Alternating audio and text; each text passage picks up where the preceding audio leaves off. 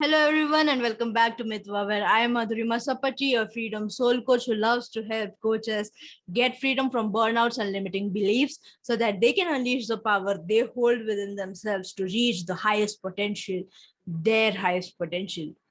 Boom! I told you guys I would nail down on this definition and here we are. Awesome. Today's topic is going to be extremely amazing and it is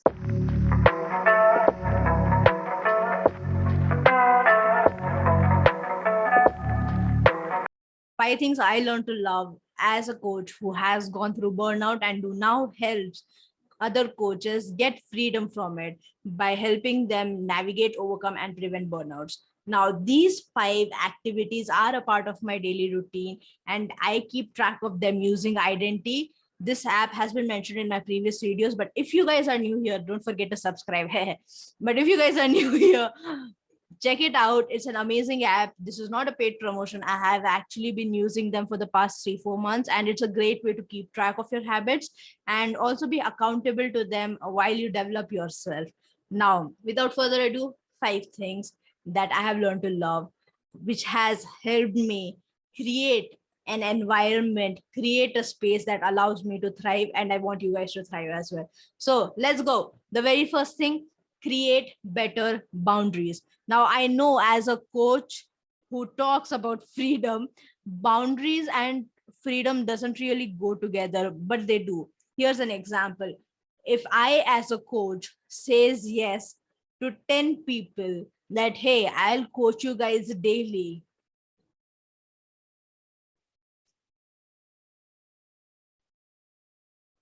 I'll coach you guys daily. I know a lot of you guys out there are cringing. 10 people in a day. What the damn hell? It can get exhausting. It can get tiring. You will get stressed out. And at one point of time, you won't be present for them 100% throughout those coaching calls. It can get hectic, right?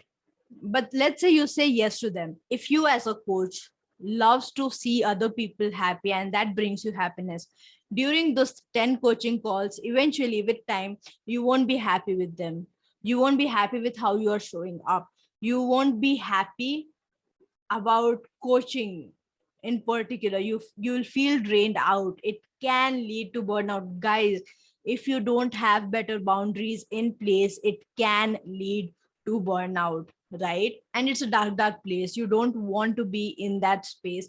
By creating better boundaries, you allow yourself to be in a space where you can experience and enjoy coaching. You can experience and enjoy growth. You can experience and enjoy freedom. You can experience and enjoy life and all the other things that you want to add in there, add into the mixture, right?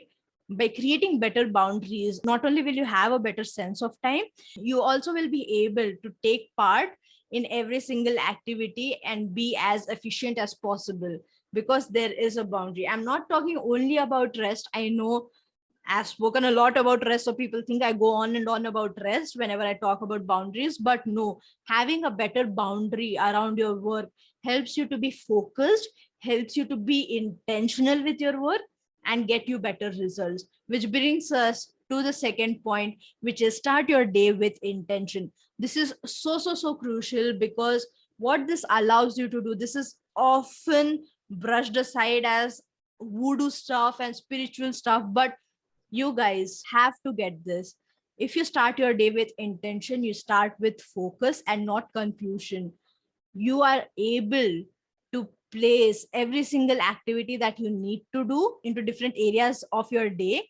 For example, the boundaries you created around work, you will have a better idea as to where every task that you need to do has to go, and you will be able to work better. Taking my personal example, as a coach, I have different boundaries for different areas of my life, and then I niche down. I kind of specify it even further. So, as a coach in my business, I have different roles that I take on. Let me give you guys a breakdown of my day. I create one video for YouTube. So, there's the video creator aspect of me. I create one post for social media, or I try to. That's one aspect of me. I write articles for my newsletter in advance. So that's one aspect of me. I am an editor. So I edit my podcasts, YouTube videos, my articles, my posts. That's one aspect of me. I coach other people. That's one aspect of me. I connect with at least, or I try to connect with at least one new person every single day, and that's one aspect of me. This is just a very basic example. So let's say if I start my day with intention, I'll be like, ooh. And hey, just so you guys don't get confused, when you set your intentions, don't make it just about work, right? There are so many things you can get intentional about. For example, when I start my day, I get intentional about my work. Okay, I have to create a YouTube video. I am going to create a post today. Might write an article today, might not write an article, which is a bit woozy. But anyways, I will try to connect with one person today. I will try to grow my coaching skills today. Now, these are intentional stuff that I go on about work. There are many other things, and I use the UISL method, something that I have once again spoken about in a previous video. And you can get the technique on how to use the UISL method from the ebook in my description. Just go there. It's written guide to overcome feeling stressed as an entrepreneur. Get the book and, well, use the technique. Anyways, so there is me being intentional about work, but there's also me being intentional about how I spend my time. I want to get intentional with my time that I spend with my family. So I want to have time to eat breakfast, lunch, and dinner with them in a space where I'm not rushing to do something else. I want to spend time watching a movie or watching a few YouTube videos with my mom. So that's me getting intentional about my time that I spend with my family. And then my own personal time that I love to spend watching Avatar videos. And I don't mean the movie, I mean the cartoon. Beautiful cartoon. You guys have to check it out. Anyways, so I want to watch this particular thing, or I want to watch this spiritual movie today, like Kung Fu Panda or something like that. So I get intentional with my time. Now, the good thing about this is, because you have already created boundaries, fulfilling these intentions gets a lot easier. It's not just you thinking about it. There is now a way for you to actually work on it and actually act on it and get the things done, right? What this also allows you to do is, you can be very specific with your intentions. Like, for example, I want to create one video a day. I want to create a social media post today. Or you can just be like, I want to watch YouTube videos with my mom. But what specific YouTube videos depends on the time. So it's upon you on how you want to create and set these intentions. It's all about you. I can't direct it. It's what you're feeling in the morning, what you want to do, what helps you create the most impact as a coach, or anyone else who's watching this video. What helps you create the most impact, right? That's all upon you, how you want to go about it. Well, I give you an example. You can either follow it, or you can try and create a new method for your own self. Awesome. The third thing that I love to do is take mini breaks throughout the day. Now, again, I've spoken about this.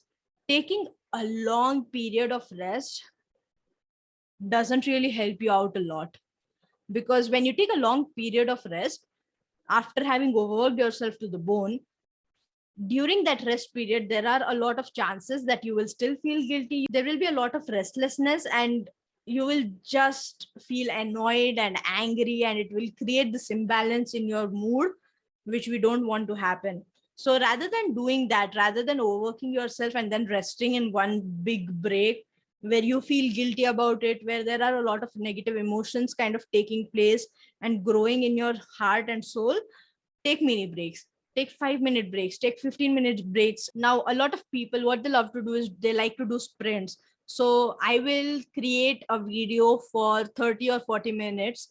And after that, I will take a 5 to 10-minute break where I watch something that I love to watch, or I read something that I love to read. And then I go back to my work, right? So you can do a 40-minute sprint, a 30-minute sprint, a 90-minute sprint, depends on you, right? And the way to get this, the way to understand how to set boundaries, the way to understand what intentions you wish to set, the way to understand how much time you want to spend in each sprint, it all comes from your experience, right? I can only guide you to it, but it's your own personal experience, and it's how much you listen to yourself that will help you to create better boundaries, that will help you to create a space at the end of the day where you thrive. I know I'm not going too much into depth into all of these points, and that's because I intend to create intend I intend to create individual videos where I can dive deeper into all of these topics and help you guys better and pack as much value as I possibly can to help you guys reach your highest versions as soon as possible. Awesome. Moving on to the fourth point, reflection. This is so important. Actually, all of the things that I've mentioned so far are important, but the act of reflecting allows you to see what worked, what didn't work, what is something that I can do, how did I feel about this activity, would I like to do this activity again in the future, what are some better boundaries that I could set around this that will help me to experience and enjoy this particular activity further. This moment of self reflection can be done in many ways. Some people like to journal, some people like to write poems about it, like crazy people like me. Anyways, blah blah.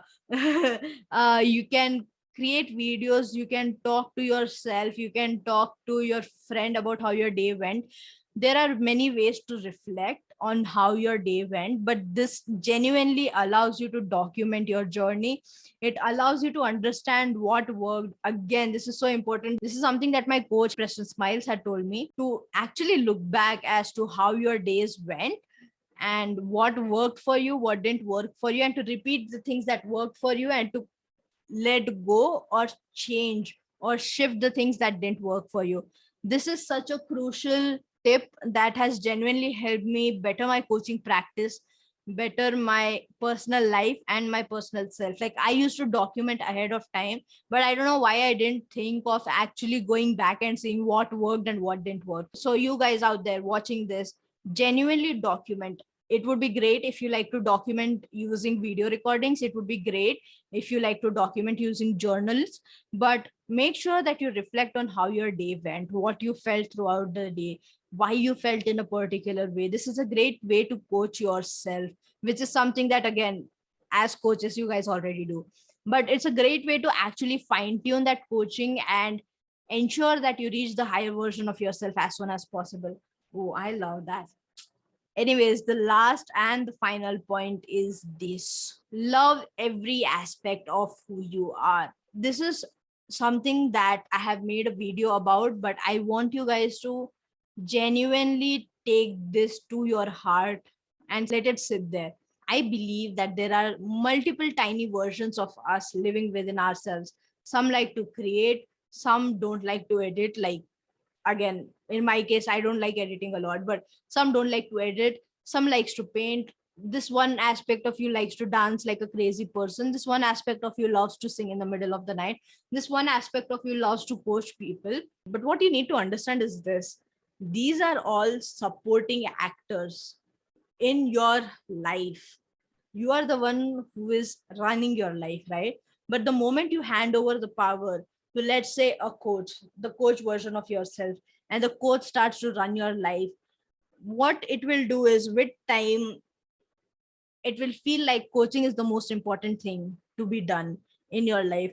So if this one aspect of you comes and says, hey, this sounds like a good time to dance, or this song sounds interesting, you want to learn the lyrics and sing it as loud as possible, the coach version goes, no, we have to coach. What are you talking about? Like, what's the matter with you? You have to understand how important coaching is. I have to do this. I am the one responsible for this person, and I have to make sure that they coach and that they create the most impact in someone else's life.